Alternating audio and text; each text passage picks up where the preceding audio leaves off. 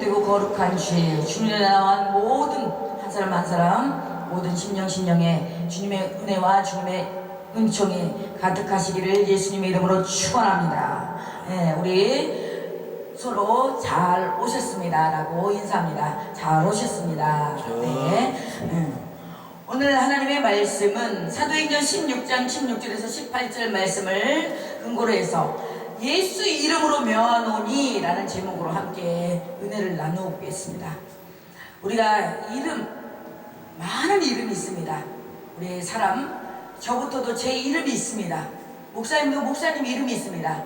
또 성도님은 성도님들의 이름이 있습니다. 우리 자녀들의 이름이 있습니다. 그리고 또 잔치의 이름도 있고 많은 이름들이 있잖아요. 각각 다 이름 없는 이름이 없어. 사람, 식물, 동물이 없어요. 다 이름이 있어요. 근데 그 이름이 생명력을 발휘하고 능력을 발휘하고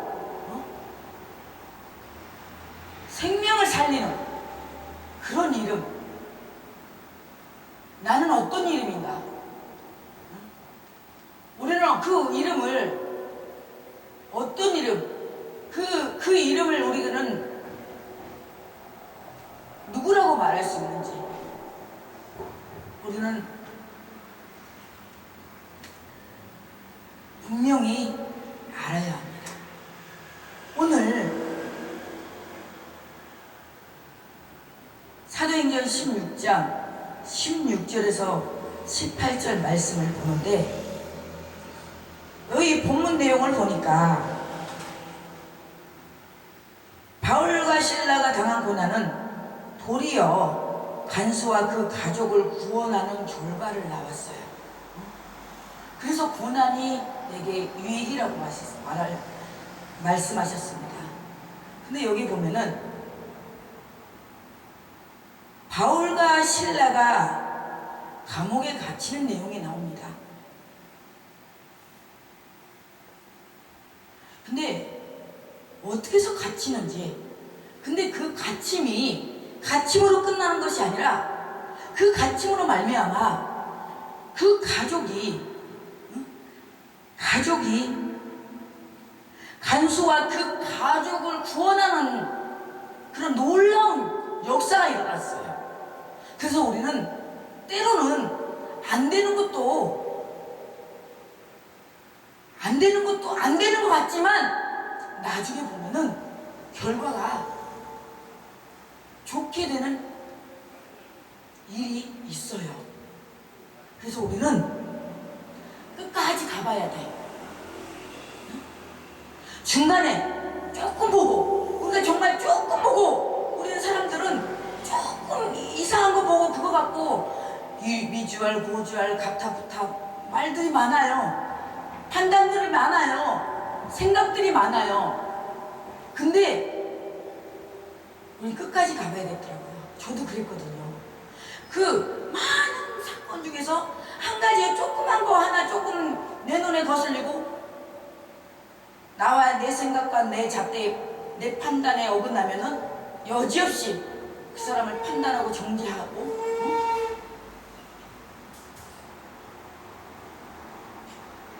내 생각에 내 마음에 갇혀서, 그러니까 갇히는 것도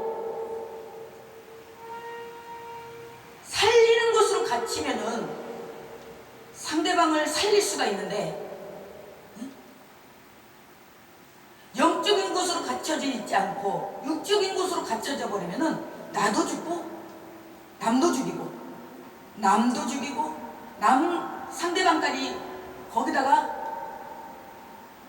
더 나아가서 가정을, 자녀를, 단체를 흐트러 놓는단 말이에요.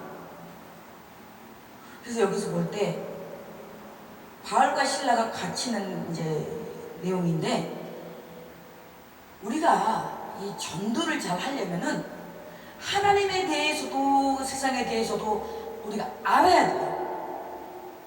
우리가 알아야 면장을 해먹잖아요. 주님은 주님의 제자들에게 말씀하고 있습니다. 요한복음 4장 35절에 너희는 넉 달이 지나야 추수 때가 된다고 하지 않느냐. 그러나 나는 너희에게 말한다. 눈을 들어서 밭을 보아라. 이미 곡식이 익어서 거둘 때가 되었는데 뭐 하는 거냐. 영적인 눈이 열려 세상을 볼 수 있어야 합니다. 영적인 눈이 떠지지 못하면은 항상 인간적인 눈으로, 세상적인 눈으로 바라보게 되면은 이 보는 가치가 항상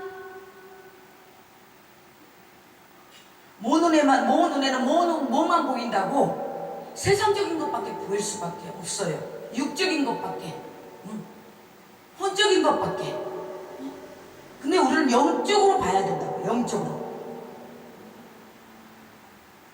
세상 사람들은 영적으로 보면 다 마른 뼈들이에요. 마른 뼈들. 외관상으로 뼈들이 그냥 다 마른 그런 마른 뼈들이 아니라 영적으로 마른 뼈들이라고요. 마른 뼈가 왜요? 마른 뼈는 금방 조금만 해도 부러지잖아요. 그만큼 연약하고 마른 뼈가 말랐으니까 뼈밖에 안 보이잖아요. 앙상하고 보기 흉하고 약하고 연약한 존재들이란 얘기예요. 그들은 죽은 자요 사망의 그늘에 덮인 자들이고 그들을 살려내는 것이 전도요 구원입니다. 여기 보세요. 그래서 내가 명을 받은 대로 되어나 했더니 생기가 그들 속으로 들어갔고 그래서 그들이 곧 살아나 제 발로 일어나 서서는데 엄청나게 큰 군대였더라. 에스겔 37장 10절에 말씀하고 계십니다. 이 세상에는 영적인 두 주류기가 있습니다. 기도하는 사람이 있고 정을 치는 사람이 있어요. 기도하는 사람은 하나님의 인도함을 쫓는 사람들이고 이들은 하나님의 은혜를 따라 살아가는 구원받는 사람들입니다. 또 한 그루는 정을 치는 사람이에요. 정. 이들은 어둠에 따라 허상을 쫓는 사람들인데 그들이 바라보는 것은 대단한 것을 쫓는 것 같지만 실은 허상을 쫓는 거예요. 여기 보세요. 그들의 마지막은 멸망이에요. 점치는 자들 멸망이더라고요. 우리가 보이는 이 무당들, 점치는 자들, 이 세상에만 있을까요? 우리 안에도 있어요. 예수 믿는 우리 안에도. 예언한다고. 예언은 앞으로의 일을 말해주는 것이 예언이 아니고요. 점을 쳐주는 것이 예언이 아니고요. 예언은 하나님의 말씀으로 그 상한 심령이 상한 심령을 말씀으로 위로하고 믿음이 약한 자들을 말씀으로 세워주고 바르게 다시 신앙생활을 바르게 갈 수 있도록 말씀으로 세워주는 것이 예언이에요. 근데 많은 은사를 받는 예언자들이 보면은 앞으로 뭔 일이 일어날 것이다. 어떻게 될 것이다. 그리고 악담을 하고 공포조성을 불러일으키고 자극을 일으켜서 안 하면 안 하겠구만. 정말 하나님 앞에 회개해야 됩니다. 어디 성경에 그렇게 예언하고 그렇게 점치고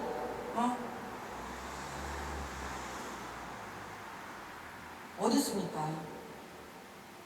성령님은 인격적이신 분입니다. 불법을 행하는 자들아, 나는 너를 도무지 모른다. 하나님 나라 갔을 때 그러면 어떠실 거예요?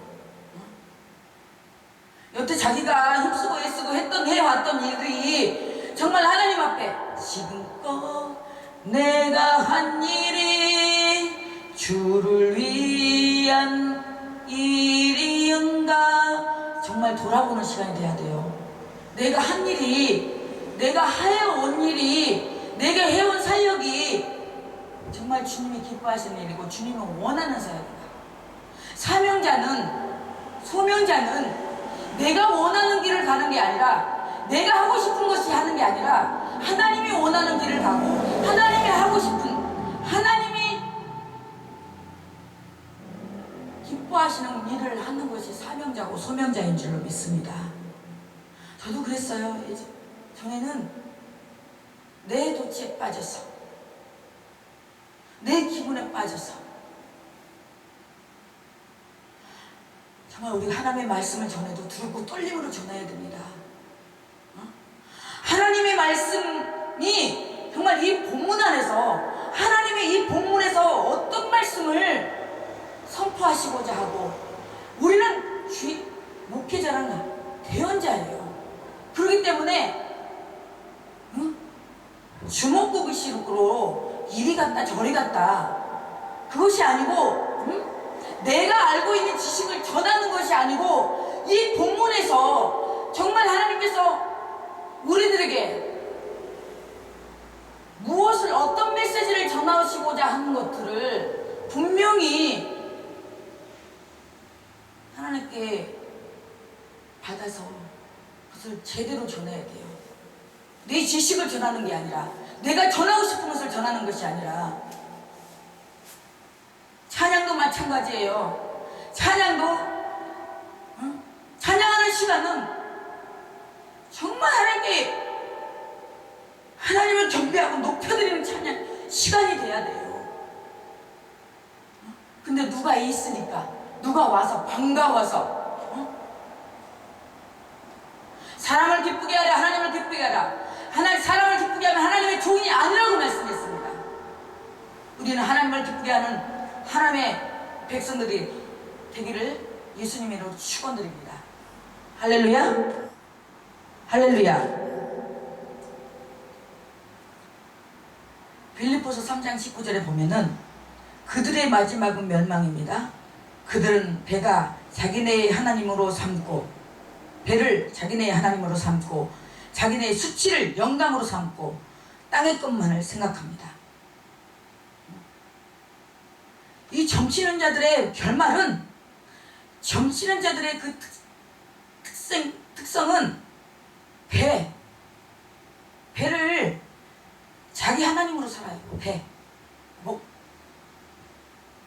먹는 거, 과시, 허영, 자기네 하나님으로 삼고, 수치를, 자기네 수치를, 허다으로 점치니 나중에 수치 당해요, 안 당해요? 수치 당해요. 그 수치를 영광으로 삼고 땅의 것만을 생각해요. 땅의 것만, 땅의 것. 돈 잘 먹고 잘 살고, 좋은 집에 좋은 차에, 어디 땅 투자할 데 없나, 그런 거. 땅값이 얼마 올라갔니, 그런 거. 맞아, 안 맞아요? 맞아요. 심지어 교회도 뭐 땅값이 얼마 올라갔니, 그런 목사님들도 있더라고요. 이 세상은 영적인 투쟁을 하는 곳이에요. 이 세상은 결코 호락호락한 곳이 아니에요. 우리 성도들 정말로 그 성도들 잘 케어하고 바르게 인도해 줘야 돼요. 우리 주의 종들은 솔직히 이 교회 안에서, 테두리 안에서 움직이잖아요. 그러나 세상 성도들은 직장생활을 하랴, 신앙생활을 하랴, 거기서도 많은 유혹이 왔다 갔다 하잖아요. 거기서 딛고 뿌리치고 그 유혹을 이겨내고 그거 한다라는 게 결코 쉽지가 않아요. 그래서 목자들은 그 양들이 바르게 신앙생활을 갈 수 있도록 바르게 인도해야 돼요. 그리고 정말 교회란 곳이 무겁고 짐진자들이 와서 평안한 쉼을 얻을 수 있는 그런 곳이 돼야 돼요. 아멘. 눈을 바짝 뜨세요. 아멘. 이 여자가 바울과 우리를 따라오면서 큰 소리로 이 사람들은 지극히 높으신 하나님의 종들인데 여러분에게 구원의 길을 전하고 있다 하고 외쳤습니다. 그 여자가 여러 날을 두고 이렇게 함으로 바울이 귀찮게 여기고 돌아서서 그 귀신에게 내가 예수 그리스도의 이름으로 내게 명하노니 이 여자에게서 나오라 하고 말하니 바로 그 순간에서 귀신이 나왔다고 말하고 있습니다. 귀신은 존재합니다. 사탄 마귀 귀신은 존재합니다. 그러나 이 영적인 세계를 모르는 사람은요, 에이, 사탄 마귀 귀신 사마귀가 어딨어, 그래요. 그러나 있어요. 우리가 전도하면 세상이 괴로워요. 어둠의 땅에서 빛이 들어오므로 그들이 소리를 지르고, 그런데 이 세상은 예수의 이름으로 승리하는 곳입니다. 예수의 이름으로 승리하는 곳입니다. 어둠은 예수 그리스도 이름으로 명령하면 쫓아내고 쫓겨나게 되는 것입니다. 이 세상은 주님의 이름으로 정복된 곳이고 주님께서 십자가에서 죽고 부활하심으로 이 땅의 권세를 정복한 것입니다. 사도 바울은 주님의 이름으로 보내졌다는 믿음을 가졌습니다. 우리도 주님의 이름으로 내 가정에, 이 지역에, 더 나아가 한국에, 이 조국에, 세계에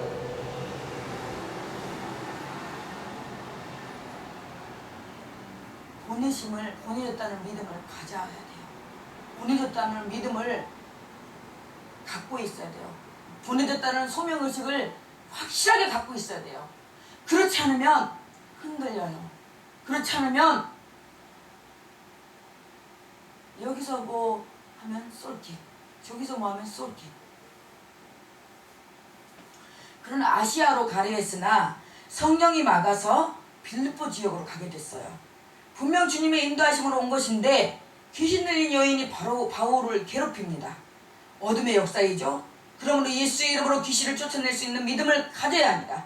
사도 바울은 에베소 지방에서 놀라운 능력이 나타나 앞치마만 만져도 귀신이 쫓겨가는 것이었는데 주님의 이름은 주님을 위하여 주님의 뜻을 나타낼 때 기적을 나타내는 것입니다. 이 주님의 이름이 예수님의 이름을 위하여 당신 하늘나라의 백성들을 위하여 하나님 나라의 자녀들을 위하여 하나님의 뜻을 위하여 나타날 때 기적이 나타나고 은혜가 나타나고 은사가 나타나는 거지. 내 욕심과 내 살이욕과 나의 욕망과 나의 정욕으로 사용한다면 나타나지 않습니다. 아멘? 아멘. 네. 그래서 우리는 이것들을 분명한 의식이, 분명한 그런 것들을 분명하게 우리는 사고방식이 있어야 됩니다. 베드로가 말하기를 은과 금은 내게 였거니와 내게 있는 것을 그대에게 주니 나사렛 예수 그리스도 이름으로 일어나 걸어라. 베드로 안에 계신 주님이 일하고 계십니다. 나는 없어요. 나는 능력 없어요. 그러나 예수의 이름은 능력이 있어요. 그래서 예수의 이름으로 예수님의 이름을 많이 사용하십시오. 네? 평상시에도. 네.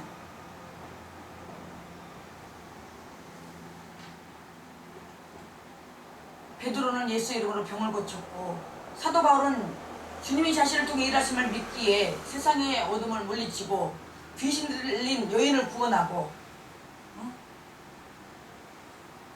야외에 의하면 이 여인은 빌보 교회를 세우는데 주주적 역할을 했다고 합니다. 주님이 역사하실 거라는 믿음을 가지고 예수 그리스도 이름으로 명령할 때 어둠의 영은 떠나고 구원의 역사가 일어납니다. 말씀을 맺도록 하겠습니다. 예수님의 이름은 능력이 있습니다. 이 의자 이름, 의자, 선풍기, 김승희 목사, 송욱재 목사, 아무개 목사의 이름에 능력이 있는 게 아니라 예수 이름에 능력이 있다는 것입니다. 예수 이름을 믿는 사람에게 주님이 하신 약속이 있습니다. 주님이 하신 일도 하겠고 그보다 더 큰 일도 한다는 것입니다. 더 큰 일. 이것은 내게 능력이 있어서가 아니라 예수님의 이름을 사용할 때 내 안에 계신 주님이 그 일을 직접 행하시겠다는 것입니다.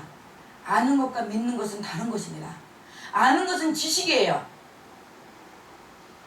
아는 것으로 끝나면은 그냥 안다는 것으로 끝나버리는 것입니다. 그러나 믿는다는 것은 행하는 것이에요. 그래서 믿음 없는 것, 행함 없는 것은 죽은 믿음이라고 했어요. 그래서 믿는다는 것은 사용하는 거예요. 예수님의 이름으로 사용하세요. 많은 사람이 알고 있지만 지식으로는 알고 있어요. 에? 여기 눈 뜨고 보세요. 그러나 기적을 체험하지 못하는 것입니다. 내가 깨달은 것을 삶에 적용할 때 기적을 체험할 수 있습니다. 삶에 적용해 보세요. 자꾸 예배 시간에 이렇게 졸음 올 때 해보세요. 예수 이름으로 명하노니 졸음을 주는 이 더러운 악한 사탄 마귀는 나서는 예수 이름으로 명하노니 떠나갈지어다 라고 선포하세요. 예수 이름으로 자꾸 선포하시고 사용하시라고요.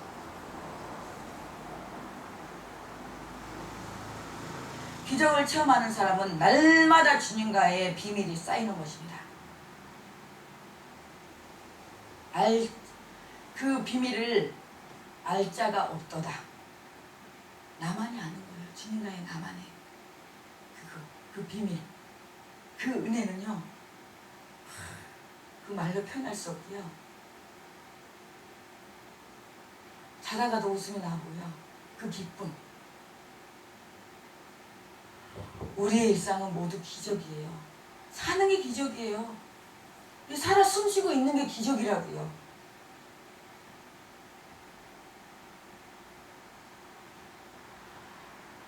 우리가 정말 병동에 가보면요, 감사할 거리가 너무나 많아요. 별 희한한 희귀병을 가지고 있는 사람도 많고요. 뉴스에 잠깐 보니까 아이가 막 토하고, 외국인데 토하고 막 구토가 나서 병원을 갔는데 치료를 했는데 애가 의식이 없으니까 죽은 줄 알고 장례도 치는데 관이 뿌옇게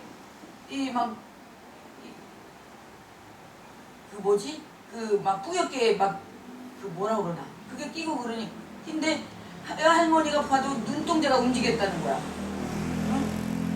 근데 이게 의사가 잘못 오진해가 사망으로 오진해가 살아있는 애를 그래갖고 숨이 그때까지 살아있었던 거예요. 바로 병원을 옮겼는데 그 기간이 어느 기간에 산소가 모자라서 죽었다는 거예요.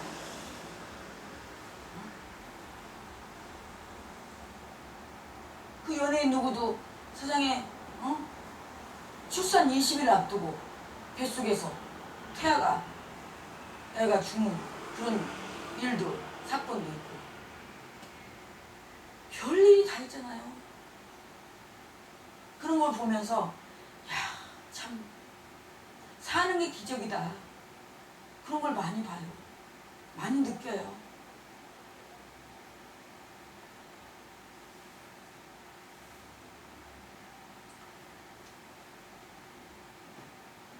내가 숨을 쉴 수 있다는 거, 진짜 음식을 맛있게 먹을 수 있다는 거, 잠을 잘 수 있다는 거.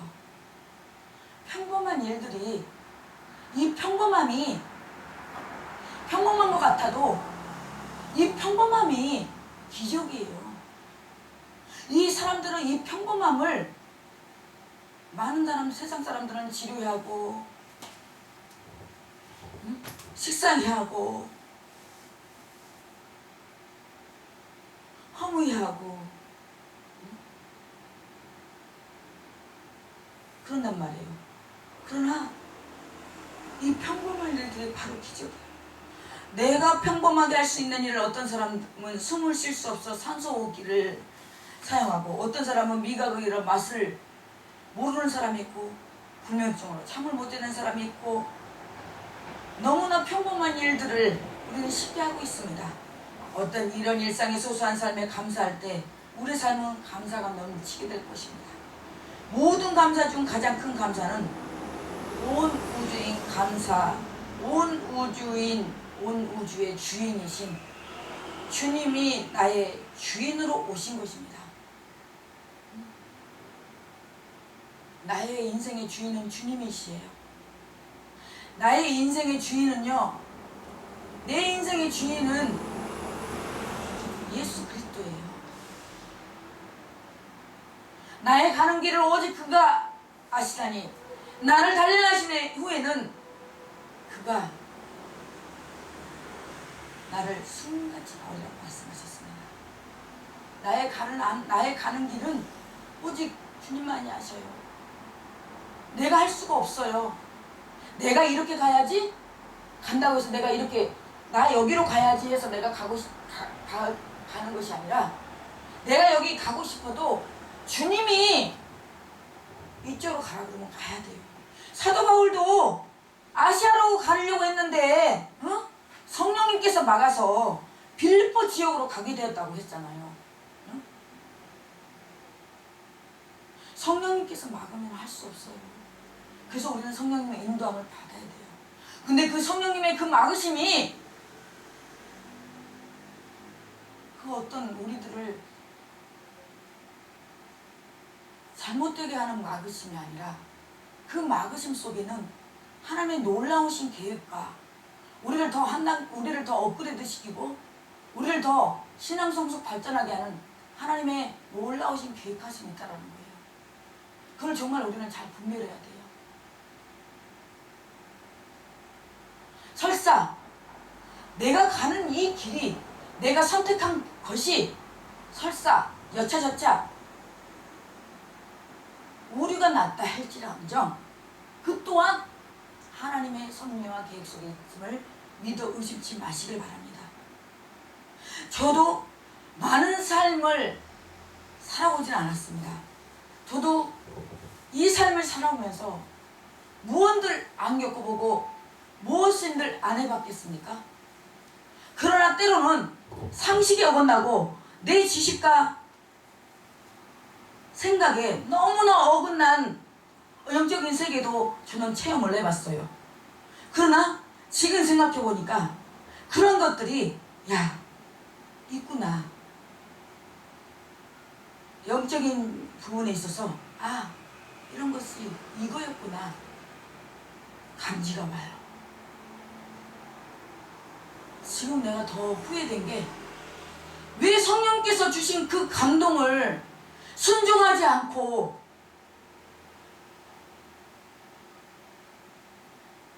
묵인해버렸는지 정말 후회가 돼요.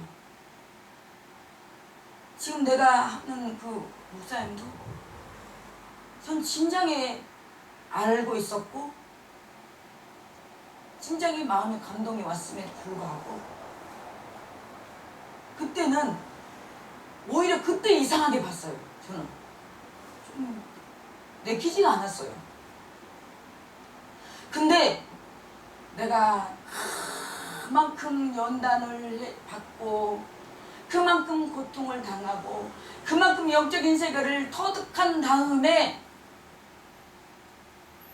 난 저번에 할 때도 시큰둥했어요.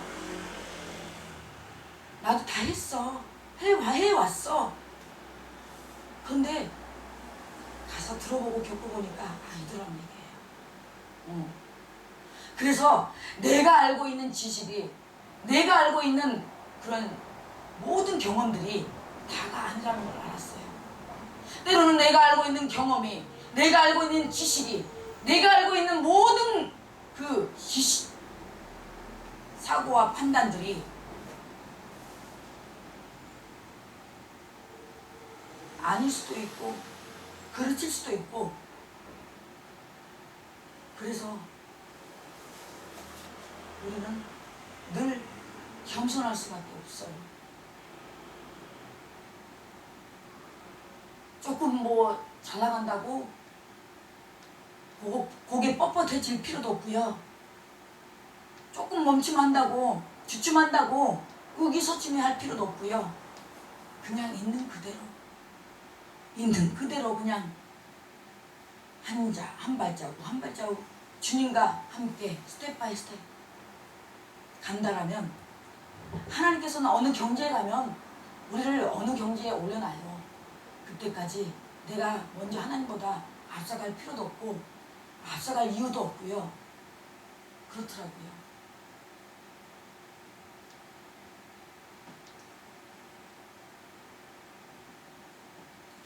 그리스도인의 신앙에는 4가지 단계가 있는데, 첫째는 무지의 단계라고 합니다.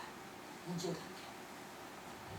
주님의 부활하신 것을 알지 못함으로 슬픈 마음으로 사는 그리스도인의 삶을 가리킵니다.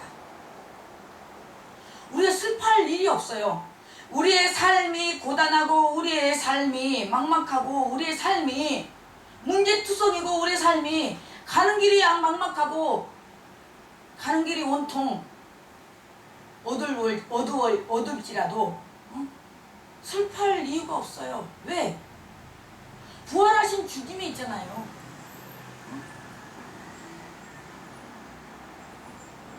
둘째는 불신앙의 단계입니다.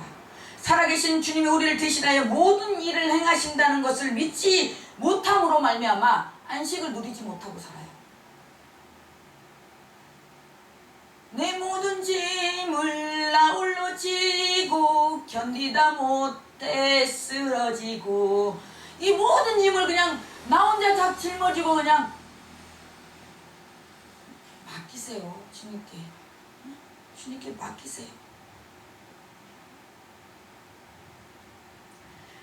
내 노력은요 한계가 있어요.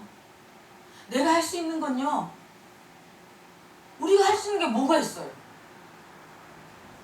주님이 함께 하시고 주님이 도와줘야 하지. 내가 할 수 있는 건 저 아무것도 없어요. 저는 너무나 부족해요. 너무나 부족하기 때문에, 그렇기 때문에 주님 앞에 붙들고 주님을 함께 부르짖고 주님 앞에 매달리고 주님을 함께 동행하고 주님을 의지하고 의탁하고 가는 거 아니겠습니까? 세 번째는 감동의 단계예요.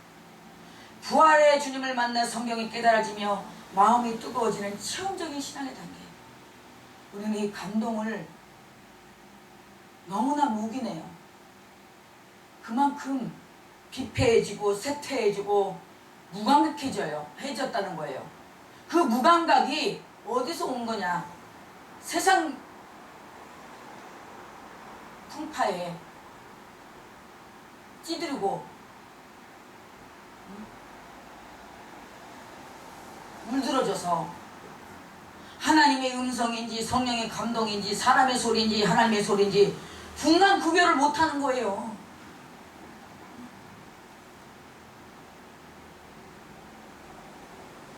이게 분간 감지가 이게 안 된다는 것은 영적으로 병들었다는 거예요.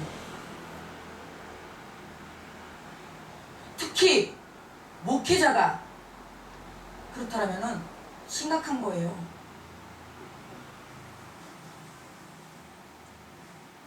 그분이 여기까지 그냥 왔겠어요? 때로는 수도원에 가서 기도하고, 참 그 살아온 여정과 그 신앙의 그 연륜과 경륜은 우리가 함부로 좀 하나 뭐 이런 거 뭐 좀 저기 했다고 우리가 함부로 판단하고 2단이니 3단이니 우리가 그렇게 판단해서는 절대 아니 되는 줄로 믿습니다. 어떤 하나님을 모독하고 성령님을 모독하고 그런 것들은 정말 우리가 정의에 맞서서 아닌 건 아니라고 말할 수 있어야 되지만 그것이 아닌 이상에는 우리가 어떤 조금 한 저기를 보고 그냥 격려해주고 응원해주고 축복해주지는 못할 망정 그 얼마나 많은 일을 좋은 일을 합니까? 지금 가면 갈수록요 마음의 이 상처 마음에 병든 자들이 얼마나 많은지 몰라요. 외관상으로 보여지는 상으로 뭐 찢겨지고 아프고 뭐 저기 하는 수술하고 꼬매면 돼요. 그러나 이 마음의 병 이 상처는요 조울증 우울증 이런 이 정신질환은요 영의 것은 영으로 안다고 정신과 가봐요. 약만 저도 예전에 충격 먹은 일이 있어갖고 정신과 약을 먹어봤어요. 그런데요 약도 얼마나 독하고요 그때뿐이고요 사람이 몽롱해져요. 그렇다고 고쳐지냐? 안 고쳐져요. 그런데 이런 것들을 영적으로 치유해서 정말 그 사람을 치유해서 그 사람 속에 그 속에 하나님께서 주신 은사와 달란트를 발견해서 서명제로 세워서 하나님의 일을 하게 해서 하나님의 나라를 확장시키게 하는 그 일이 얼마나 소중하고 값진 일입니까? 본인들이 못하면은 응원해주고 기도해주고 축복은 못해줄 망정 그 2단이니 3단이 그렇게 함부로 나불대는 건 아니죠. 저는 그래요. 성경에서 뭐 솔직히 어긋나게 말하는 것도 없고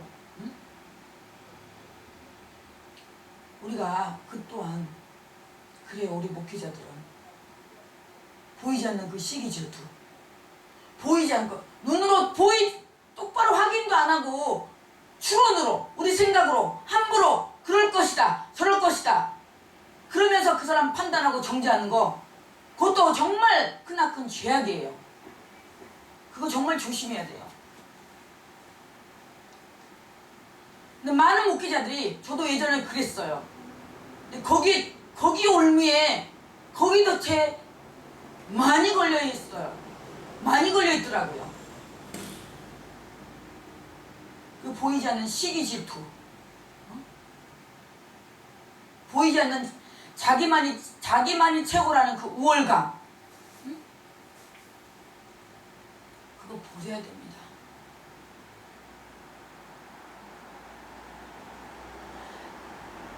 상대방 잘하는 거 있는 거 그대로 받아들이고 인정해주고 또 난 나름대로 상대방이 없는 거 나한테 있어요. 나한테 있는 거 상대방 그렇게 해서 서로 나한테 있는 거 나한테 없는 거 상대방이 보완해주고 상대방이 없는 거 내가 나한테 있는 거 서로 다 이렇게 해서 어우러져서 가는 거예요.